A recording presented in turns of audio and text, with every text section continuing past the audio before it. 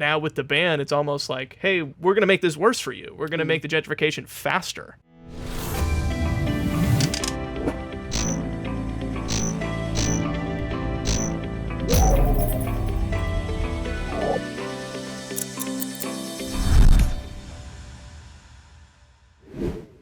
Well, we're going with a little bit of a shorter episode today, so I want to transition to our talk on Airbnb.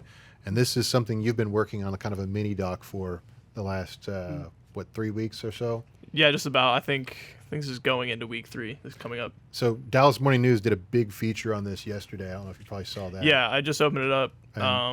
Essentially, they're talking about the ban on short-term rentals is the best way to put it, but there's a specific carve out of things that are allowed to be short-term rented in the Airbnb platform and other platforms like it here in Dallas now. Why don't you go into the depth of that? What you saw, what made you want to go into this as a story? Right. So the first thing that kind of struck me as curious was Dallas is a large metroplex. Mm-hmm. DFW area is huge. And the morning of June 15th is when I saw this story first. And then Ryan and I got talking about it. This is a first of its kind in many ways. It's not the first ban that there's been in the United States or even in a large metroplex, but it is the first to use coding and zoning to get short-term rentals and Airbnbs out of the vicinity, right? So, yeah, this vote was huge, and it's been going on for, I think, 3.5, 4 years maybe.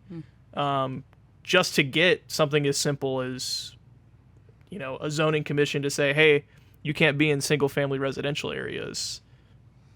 That's fascinating to me that this took so long and has been such like I had someone I interviewed said it's been a crusade.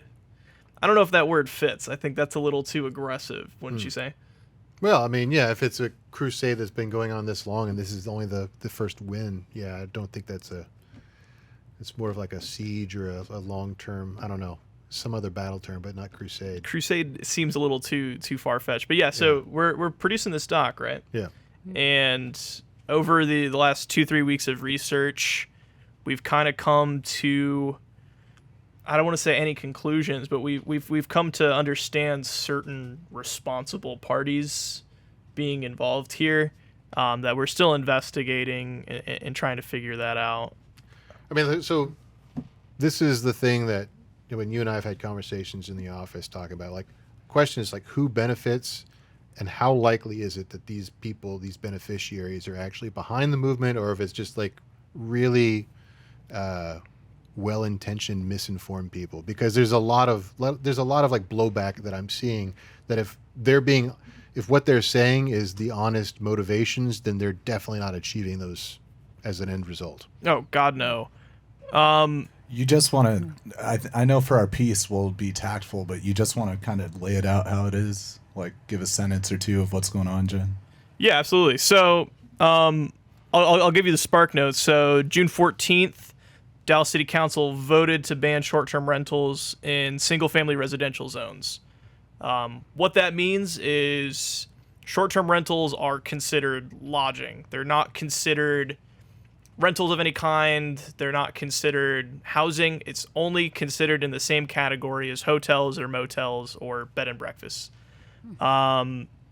This ban puts short-term rentals into commercial zones and into multifamily residences. So apartments and then the hotel districts.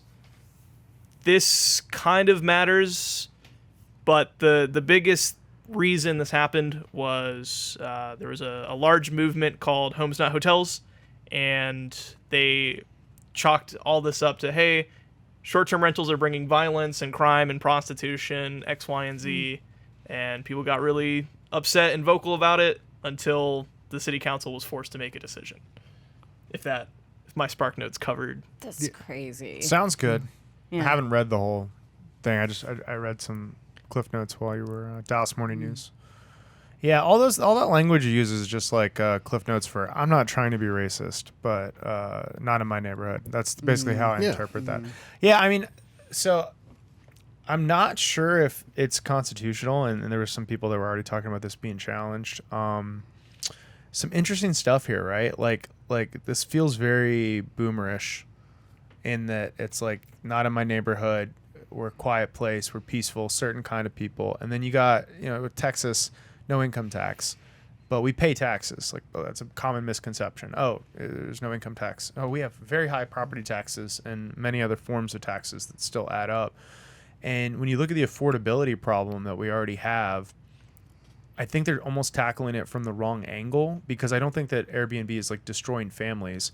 But what it is doing, along with hedge funds and institutional investment, is it's making home values so out of reach because you have commercialized what is these residential neighborhoods. So like, it's weird to me that they're taking the stance that feels almost racist of there goes the neighborhood. And it's like, I think there's a more compelling argument, because like, do I think Airbnb is directly contributing to gun violence? No. Like, I think, has it happened? Yes. But that's like saying someone was shot in a Walmart. Why is Walmart increasing shootings? It's like, no, there's just 100 million people passing through Walmart, and then some of them have guns. Right. So with Airbnb, it's like, I think the more serious issue is when you have, these house hackers and entrepreneurs. And there's a lot of them. There's communities of them. Dallas is a big hotbed for it. They'll sign leases on 10, 20, 30 properties. I had a horrible Airbnb stay in Atlanta that was one of these such small businesses where they had like 20 units in a building, and everything was wrong. They gave me the wrong code. Like, the cleaning person didn't come. And I'm a pretty straightforward guy. I wear t-shirts, and it was just, they clearly did not have it under control. But by renting that many units, they jacked up the occupancy rate, and they made that rent more per month because they're running it as a hotel, which makes it less affordable for the average person. That's the big issue I see here, and it doesn't seem to be where the discussion's going. I'm going to jump in here with you. This is something that Mark and I talked about when it comes to the race issue. You're correct. This is a very like not my neighborhood type situation. Yeah. But I want to go back to the zoning. When you put them in multifamily zones, there's a restriction of 3% of the zone itself. Yeah. Right? But 3% of a multifamily zone can be multiple entire apartment buildings. Yeah. So not only are you harming people that need to live in these apartments that are, rent controlled or are special for low income, families and opportunity, but now you're essentially creating another institution to have hotels when you could spread this out among a lot of things and keep relative affordability. But another thing we've noticed, it exacerbates gentrification where it impacts it the hardest. Absolutely. It's almost shocking to see that this ban makes it worse somehow. You'd think Airbnb coming in, oh, this is gentrifying a city or a certain neighborhood.